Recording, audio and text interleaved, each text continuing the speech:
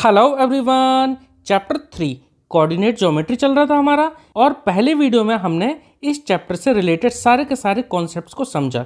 Second video में हमने exercise 3.1 करी थी और अब करेंगे एक्सरसाइज 3.2। अगर आपने इंट्रोडक्शन वीडियो नहीं देखा है तो मैं चाहूँगा पहले आप इंट्रोडक्शन वीडियो भी ज़रूर देख लें, ठीक है। बाकी हम यहाँ एक्सरसाइज के साथ साथ भी कॉन्सेप्ट समझेंगे, ठीक है। तो एक्सरसाइज 3.2 का सबसे पहले क्वेश्चन नंबर 1 देखते हैं। Question number 1, write the answer of each of the following questions. तो हमें इनके आंसर देने। पार्ट फर्स्ट है, what is the name of horizontal and the vertical lines drawn to determine the position of any point in the Cartesian plane. तो देखिए हमने यहाँ पर एक कार्टेशियन प्लेन बना लिया, ठीक है। कार्टेशियन प्लेन कैसे बनता है, एक ये हॉरिजॉन्टल लाइन है और ये वर्टिकल लाइन है। हॉरिजॉन्टल लाइन और वर्टिकल लाइन से जो ये प्लेन बना, पूरा ये जो एरिया बना, इसको हम बोलेंगे कार्टेशियन प्लेन। अब क्वेश्चन में हमसे पूछा है कि ये जो हॉरिजॉन्टल लाइन है और वर्टिकल लाइन है इनको हम क्या बोलते हैं। तो देखिए ये जो हॉरिजॉन्टल लाइन है इसको हम बोलते हैं क्या, एक्स एक्सिस। क्या बोलेंगे इसको हम, एक्स एक्सिस, ठीक है। ये क्या है, एक्स एक्सिस, कैपिटल बनाए तो हॉरिजॉन्टल लाइन को क्या बोलेंगे हम, एक्स एक्सिस, ठीक है। वर्टिकल लाइन, वर्टिकल यानी ये वाली, इसको हम क्या बोलते हैं, इसको हम बोलते हैं वाई एक्सिस, ठीक है। तो वर्टिकल लाइन को हम क्या बोलेंगे, वाई एक्सिस, ठीक है। तो किसी भी कार्टेशियन प्लेन में जो हॉरिजॉन्टल लाइन होती है उसको एक्स एक्सिस और जो वर्टिकल लाइन होती है उसको हम बोलते हैं वाई एक्सिस। पार्ट 2 देखते हैं, what is the name of each part of the plane formed by these two lines. अब देखिए ये जो दो लाइन हैं ये पूरे कार्टेशियन प्लेन को 4 पार्ट में डिवाइड करती हैं। ये 4 पार्ट हो गए ना, तो हर एक पार्ट को हम बोलते क्या हैं, तो देखिए हम इनको बोलते हैं क्या, क्वाड्रेंट। क्या बोलते हैं, क्वाड्रेंट। तो यहाँ लिख देता हूँ क्वाड्रेंट, ठीक है।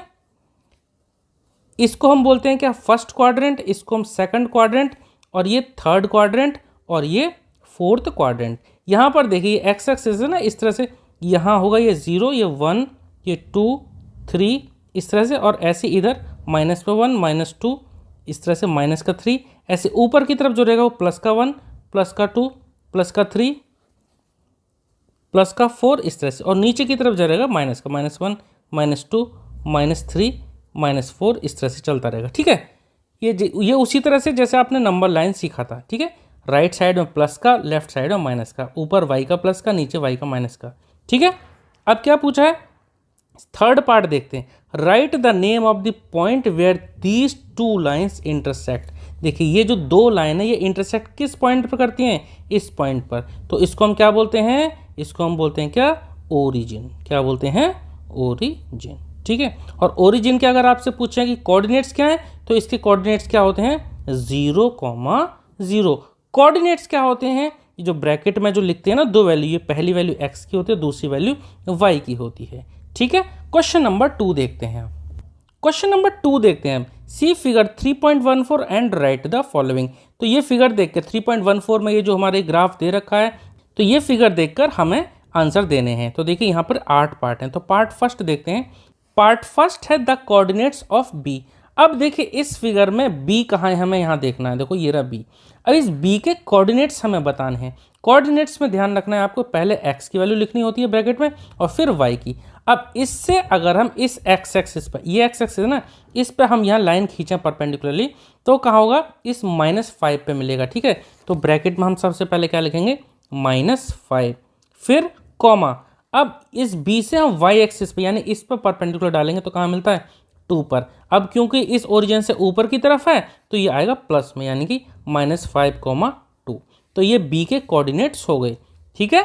सबसे पहले हम क्या करते हैं, एक्सिस पे परपेंडिकुलर डालते हैं और एक्स पे कौन से पॉइंट पे मिल रहा है वो लिख लेते हैं।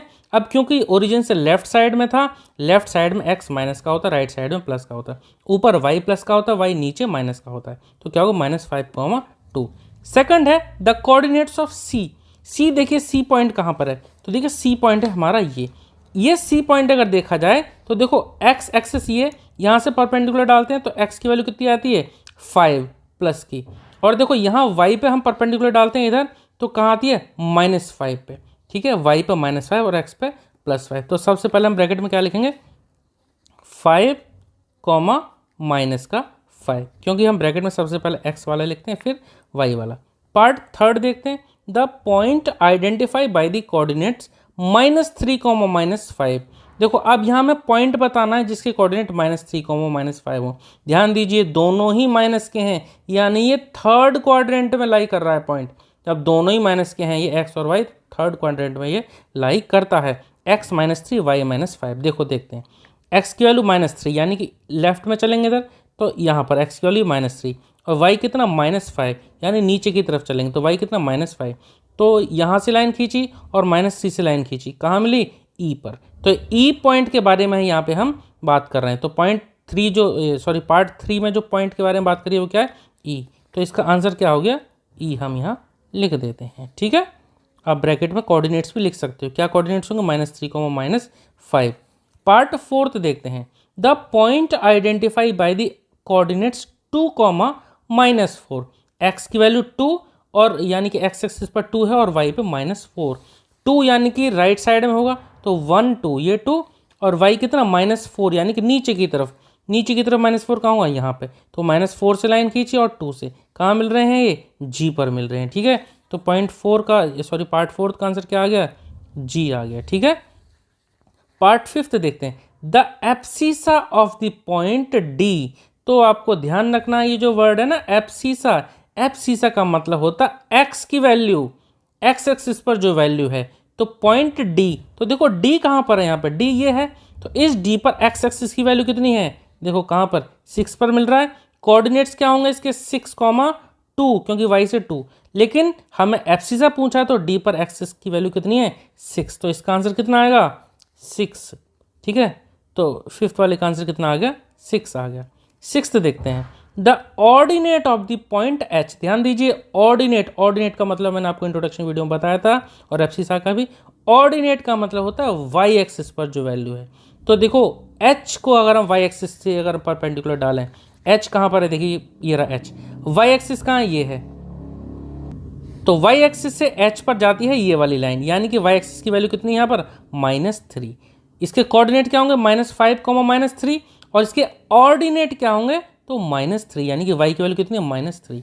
तो इसका आंसर कितना आ जाएगा H का? -3 यानी 6th का आंसर कितना आ गया? -3। 7th देखते हैं। The coordinates of the point L। The coordinates of the point L। देखिए L पॉइंट कहाँ पर है? L पॉइंट है, देखिए ये रहा पॉइंट L। इसके हमें कोऑर्डिनेट्स निकालने हैं। ध्यान दीजिए ये जो L है ये y एक्सिस पर ही लाई कर रहा है और मैंने आपको इंट्रोडक्शन वीडियो में अच्छी तरह से समझाया था कि कोई भी अगर पॉइंट लाई करता है एक्सिस पर, तो अगर जैसे ये y पर लाई कर रहा है तो यहाँ पर x की वैल्यू 0 होगी और अगर ये x पर लाई करता तो यहाँ पर y की वैल्यू 0 होती। ये पॉइंट तो L यानी कि y एक्सिस पर ही लाई कर रहा है ना, तो x की वैल्यू 0 होगी और y की वैल्यू 5। यानी कि हम इसका जो आंसर लिखेंगे क्या लिखेंगे? 0,5 क्योंकि y एक्सिस पर लाई कर रहा है तो x 0 और y का पॉइंट कितना है? 5। तो हमने लिख दिया 0,5 इसके कोऑर्डिनेट्स। 8th देखते हैं। The coordinates of the point M देखते हैं कहाँ पर है? देखिए M ये रहा। ये M भी देखिए इस एक्सिस पर ही लाई कर रहा है, यानी कि x एक्सिस पर लाई कर रहा है, यानी इस x एक्सिस पर y की वैल्यू 0 होगी और x की वैल्यू क्या होगी? देखिए -3। तो इसके कोऑर्डिनेट्स क्या होंगे? -3, 0। ठीक है, तो पार्ट 8 का क्या होगा? -3, 0। x की वैल्यू कितनी है पॉइंट पे? M पे -3, तो वो लिख दिया। अब y क्योंकि ये तो एक्सिस पर ही लाई कर रहा है तो y की वैल्यू तो 0 होगी क्योंकि ऊपर की तरफ जा ही नहीं रहा ना, तो y की वैल्यू यहाँ कितनी होगी? 0। ठीक है, इस तरह से हमने 8 पार्ट थे, 8 पार्ट यहाँ पे कंप्लीट कर दिए और इस तरह से एक्सरसाइज 3.2 हमारी कंप्लीट हो गई। और जो नई एनसीईआरटी की बुक है उसमें ये 2 ही एक्सरसाइज हैं, लेकिन फिर भी हम एक्सरसाइज 3.3 भी करेंगे क्योंकि कहीं ना कहीं वो भी इंपॉर्टेंट एक्सरसाइज है। ठीक है, तो मिलते हैं नेक्स्ट वीडियो में एक्सरसाइज 3.3 के साथ। आई होप कि आपको एक्सरसाइज समझ में आई होगी। अगर आपको फिर भी किसी भी पॉइंट में डाउट रहता तो प्लीज़ कमेंट सेक्शन में आप ज़रूर पूछना। Okay, thank you.